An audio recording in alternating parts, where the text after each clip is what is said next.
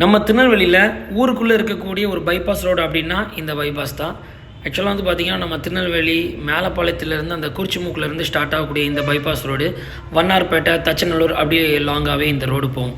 இந்த ரோட்டில் வந்து பகல் நேரத்தில் ரோடு எந்த அளவுக்கு இருக்குன்னா இப்படி தான் இருக்கும், மைல்டாக தான் டிராஃபிக் இருக்கும், அந்த அளவுக்கு இருக்காது. அதே சமயம் இந்த ரோட்டில் வந்து இரவு நேரத்தில் நிறைய பேர் வந்து பிரயாணம் பண்ணிட்டு போயிட்டு கொண்டுட்டு வராங்க.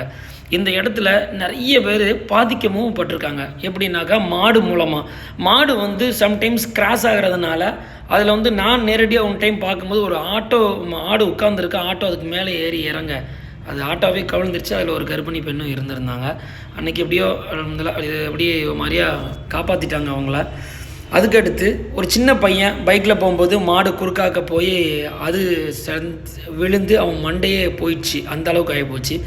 அதுக்கப்புறம் பார்த்தா வழிப்பறி வந்து இந்த ஏரியாவில் வந்து கொஞ்சம் ரொம்ப அதிகமாகவே இருக்கும். பிரிட்ஜ் இருக்குது தெரியுமா, நம்ம வண்ணார்பேட்டை பிரிட்ஜு. இந்த பிரிட்ஜில் இருந்து ரோஸ்மெரி ஹாஸ்பிட்டல் அந்த பிரிட்ஜை தாண்டி வரும்போது அந்த சைடில் நம்ம கீழே இறங்குவோம். அதாவது இப்போ நான் வந்து போய்கிட்டு இருக்கேன், அந்த சைடில் லெஃப்ட்டில் போகிறேன். ரிட்டன் வரும்போது அந்த இறக்கத்தில் வந்து ஸ்னேகா பிரிட்ஜ் அந்த பக்கம்லாம் கொஞ்சம் வழிப்பறியெல்லாம் அதிகமாக இருக்கும்.